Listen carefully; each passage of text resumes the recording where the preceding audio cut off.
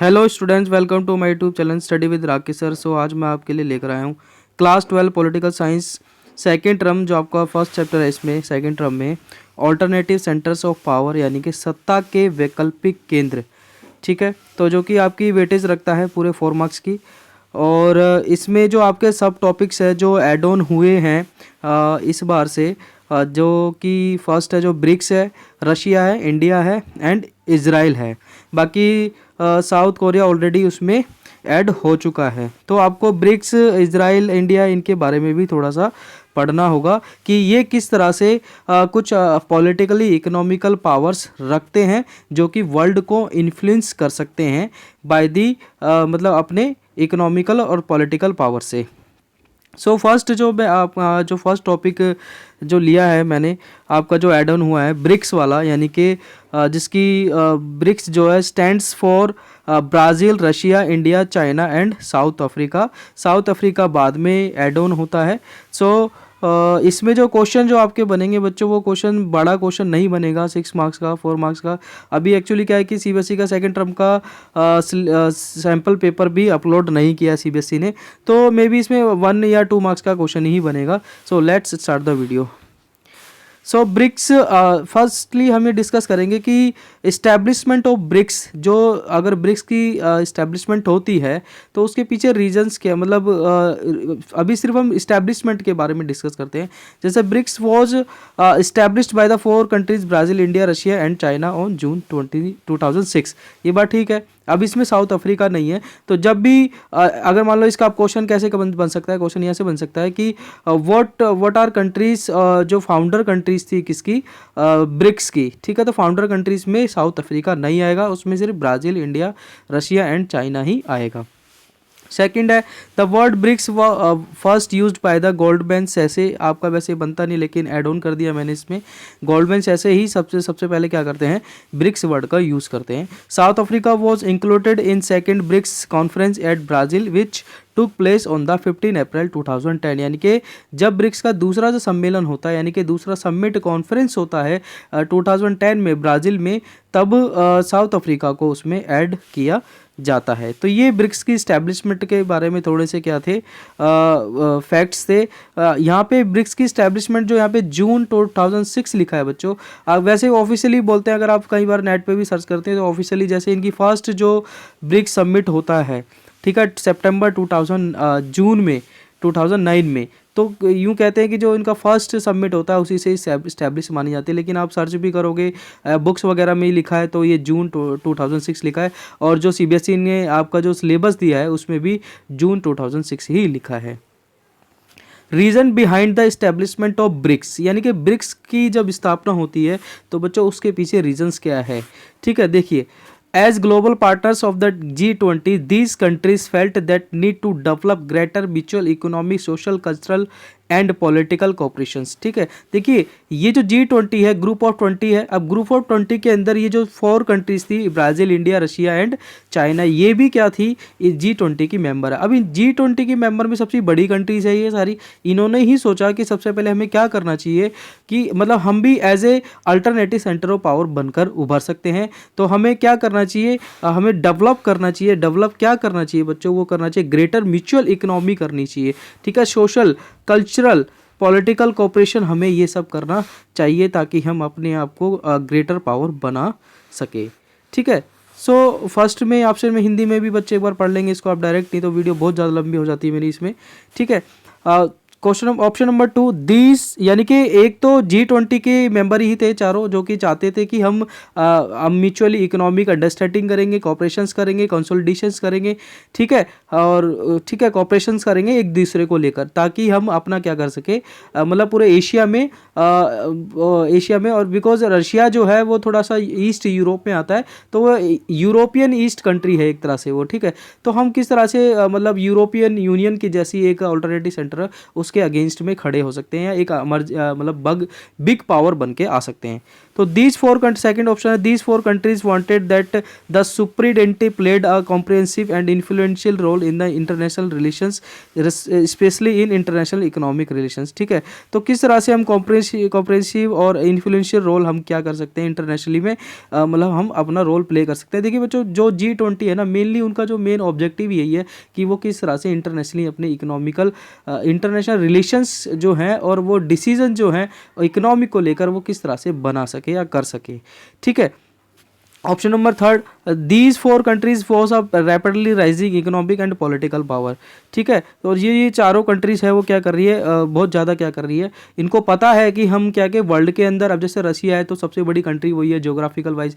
ठीक है, इंडिया भी पॉपुलेशन वाइज, चाइना है। ठीक है, तो मतलब इन सब कंट्री को पता है कि हमारे पास कुछ ऐसे फैक्टर्स है that effect the all world. ठीक है, सो दीज 4 कंट्रीज, मतलब इनको पता है कि हम रैपिडली फॉर्म में ग्रोइंग कर रहे हैं। Option number 4, the 4 countries have realised that by creating harmony in mutual economy and trade relations they can be able to the get more merchants and faster economic power. ठीक है, तो ये वही चाह रहे हैं कि हम किस तरह से हार्मोनी, एकीकरण, मिलकर कंसोलिडेशन, एकीकरण करके कंसेंसस यानी कि सहमति करके हम अपना क्या कर सकते हैं, ट्रेड कर सकते हैं, बिजनेस कर सकते हैं। ठीक है, इनको पता था क्योंकि हम तीनों चारों कंट्री के अंदर, बिकॉज ये ग्रोइंग है, अब ग्रोइंग के अंदर एक कंट्री दूसरी कंट्री को हेल्प करेगी तो वो क्या होगा, डेफिनेटली सभी उन बाकी कंट्री को भी क्या मिलेगी, हेल्प मिलेगी। तो अदर रीजंस क्या है, देखिए ये जो 4 कंट्रीज है they have 20% of world's land, यानी पूरी दुनिया को जो जमीन है उस पर 25% पे कब्जा इनका अकेला का ही है। 40% ऑफ वर्ल्ड पॉपुलेशन, यानी कि 40% जो है दुनिया की जनसंख्या इन्हीं के पास है। ठीक है, अकेले ही दुनिया का, अब जो चाइना भी है, रशिया भी, दुनिया की 2 बड़ी कंट्री है। ठीक है, चाइना और इंडिया, जिनकी पॉपुलेशन इतनी ज़्यादा है। 22% प्रोडक्शन ऑफ वर्ल्ड GDP, यानी कि देखिए पूरी दुनिया की GDP का 22% तो इन 4 कंट्री के पास ही है। That's why they establish the BRICS. So ये हिंदी में बच्चों कैप्चर करके आप इसको स्क्रीनशॉट लेके रीड कर लेना, आपको एक्चुअल में पता चलेगा कि इसके पीछे रीजंस क्या आते हैं ब्रिक्स को एस्टैब्लिश करने के। अब देखिए 3 पिलर्स ऑफ ब्रिक्स, आपका जो ऑप्शन, अब जो अपना नेक्स्ट टॉपिक है, यानी कि देखिए जो ये ब्रिक्स है वो इन 3 पिलर के ऊपर बेसिकली काम करता है। अगर हम आसियान को देखें तो आसियान के भी ऐसे ही कुछ 3 पिलर है।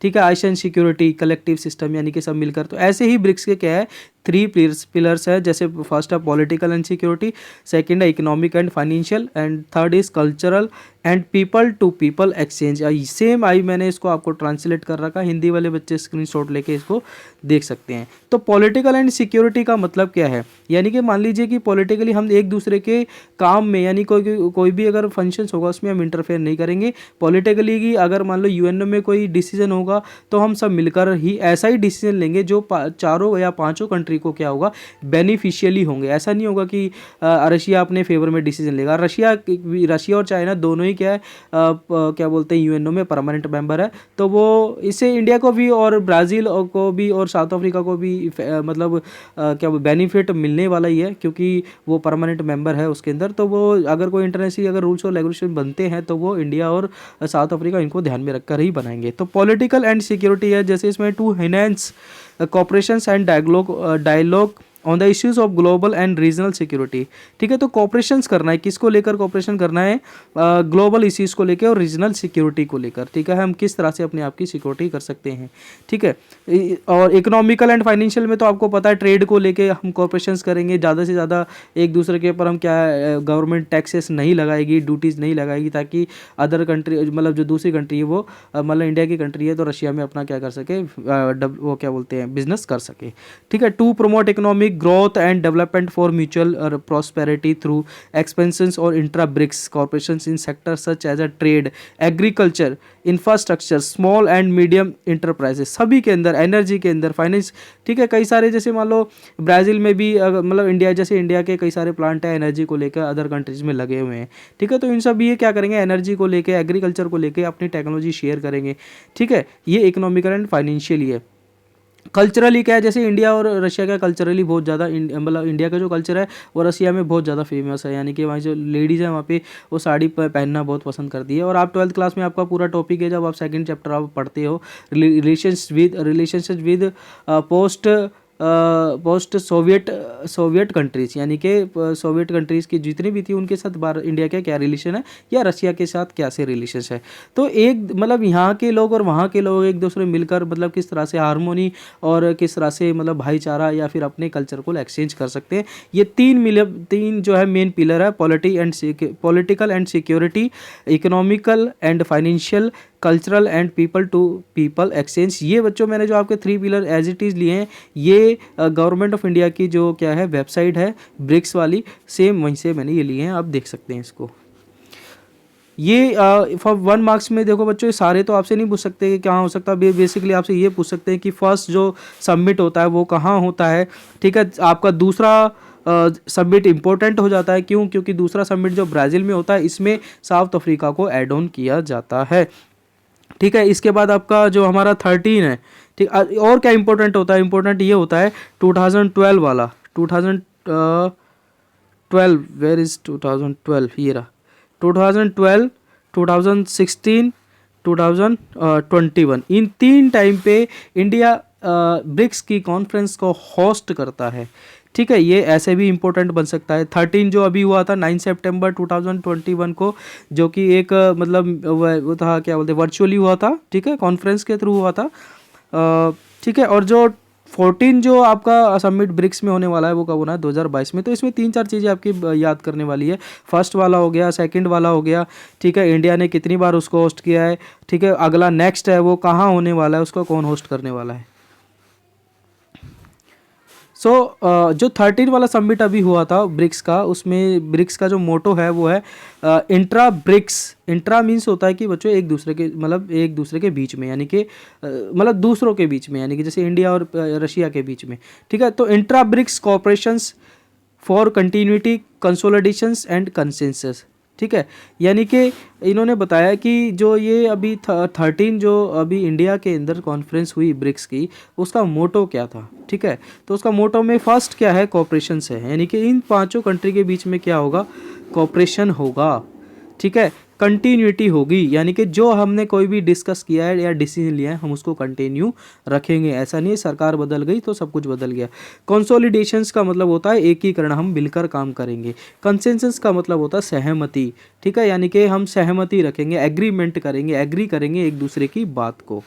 हालांकि बहुत मुश्किल हो जाता है अगर हम आज के टाइम पे देखें कि चाइना हमारा क्या दुश्मन बनता जा रहा है, और चाइना ब्रिक्स के बिकॉज इंडिया होस्ट करेगा तो इंडिया अपने अकॉर्डिंग ही उसको क्या करेगा, अपने व्यूज़ रखता है, लेकिन चाइना क्या करता है, उसको नेगलेक्ट करता है, बार बार डिसमिस करने की कोशिश करता है।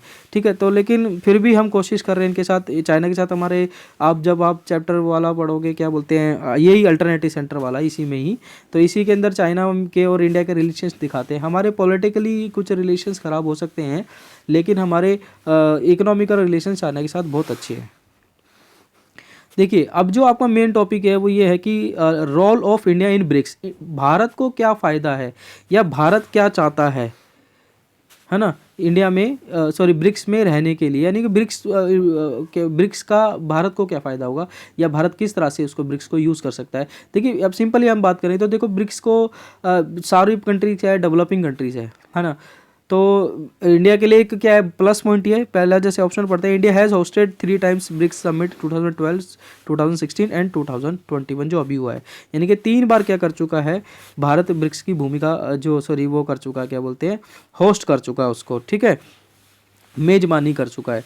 तो इसका मतलब ये है कि देखो 3 बार तो हमारे यहीं हो गया, तो यानी कि हम ही मतलब मेन उसको वो करने वाले हैं। तो हम अपने अपने व्यूज़ को, हम अपनी फॉरेन पॉलिसीज़ को, डिप्लोमेसी को उनके सामने ज़रूर रखेंगे। ठीक है, रोल क्या है इंडिया का है, देखो इंडिया इनके माध्यम से, इनके मीडियम के थ्रू क्या कर रहा है, इंडिया इंटरनेशनली अपनी एक इमेज भी बना रहा है, और दुनिया में मतलब अपने बात को ठीक से रख पा रहा है कि जैसे हम पूरे जैसे मान लो कि भारत को क्लियर कट है कि भारत जो है वो टेररिज्म के अगेंस्ट है, ये कन्फर्म है।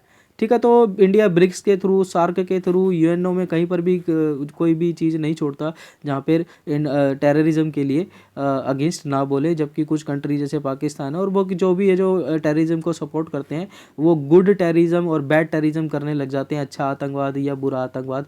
ठीक है, ऐसा कुछ नहीं होता, आतंकवाद आतंकवाद होता है। ठीक है, सेकंड ऑप्शन देखेंगे, India is using BRICS to achieve its foreign policies. देखिए ये मेन इंपॉर्टेंट है, इंडिया अगर ब्रिक्स में जा रहा है तो उसकी अपनी फॉरेन पॉलिसीज के जो गोल है, जो उन्होंने उद्देश्य जो बनाए हैं, ठीक है, लक्ष्य जो हैं उनको पूरा करने के लिए, वो लक्ष्य क्या है? लक्ष्य ये है कि फर्स्ट वाले में आप देखेंगे international terrorism, end of international terrorism, यानी कि किस तरह से पूरे दुनिया में इंटरनेशनल टेररिज्म खत्म किया जा सके। अचीव एनर्जी सिक्योरिटी, ठीक है, अचीविंग एनर्जी सिक्योरिटी, सही बात है। एनर्जी सिक्योरिटी को हम किस तरह से मतलब एनर्जी को हम सिक्योर कर सकते हैं, ठीक है। एनर्जी यानी कि किसी और से कंट्री से अगर हमारे पास वो नहीं है तो हम कैसे ले सकते हैं। Security food, securing food security, हम कोशिश कर रहे हैं कि फूड, जैसे 1960s में जो खाद्य संकट आता है, फूड क्राइसिस आता है, भारत के साथ दोबारा ऐसा ना हो। ठीक है, देखिए इंडिया, वही बात है ना, permanent membership in UNO, India कोशिश कर रहा है कि यूएनओ में भारत को क्या मिले, परमानेंटशिप मेंबर मिले। ठीक है, तो चाइना और रशिया को तो एक तरह से वो मना ही लेगा अगर कोशिश करे, लेकिन बस चाइना ही दिक्कत करता है। सस्टेन इकोनॉमिकल डेवलपमेंट ईटीसी, ठीक है, और मेन क्या है कि पूरी दुनिया को भी बताना चाह रहा है इंडिया कि भैया आप जो विकास है उसके अब मायने क्या होंगे, स्टैंडर्ड्स क्या होंगे, तो सस्टेन हमको डेवलपमेंट करना है। Option number 3, India emerging as a greater economic, India's relations very good with the other 4 members of BRICS. ठीक है, और सही बात है कि इंडिया जो इकोनॉमिक के रूप में, क्या ऐसा क्या कहा जा रहा है कि अगले 2 डिकेड्स में, यानी कि 2 दशक में, यानी कि 20 सालों में इंडिया की इकोनॉमी जो है वो काफ़ी ग्रो करने वाली है। ठीक है, तो इंडिया को इससे बेनिफिट ही होगा। ठीक है, फोर्थ ऑप्शन है there is a no European country BRICS, there is no European country in BRICS, so we can also say that BRICS can emerge as a more powerful center than यूरोपीय union. देखिए अभी जो Russia है वो Europe के east में आता है, ठीक है, तो वो एक तरह से यूरोपियन कंट्री में नहीं आता। ठीक है, तो और रशिया के बारे में हमें पता भी है, जो रशिया था वो सोवियत यूनियन में था, तो उनकी आइडियोलॉजी तो थोड़ी क्या थी, कम्युनिज्म वाली थी। ठीक है, तो क्या बोलते हैं, जैसे यूरोपीय यूनियन एक इतना बड़ा पावरफुल ऑर्गेनाइजेशन है, ऐसे ही जो क्या बोलते हैं ब्रिक्स है वो टक्कर दे सकता है किसको, यूरोपीय यूनियन को, आसियान को। ठीक है, सो ये कुछ इंडिया के क्या है इसमें बेनिफिट है। ठीक है, ये same as it is Hindi में बच्चों, हिंदी में एक बार आप स्क्रीनशॉट लेके इसको ठीक से देख लेंगे। So don't forget like share comment and subscribe. 12th class के स्टूडेंट के बच्चों को शेयर करना ना भूले। मैं आपके लिए next Russia and India Israel पे भी वीडियो बनाने वाला हूँ। Thank you.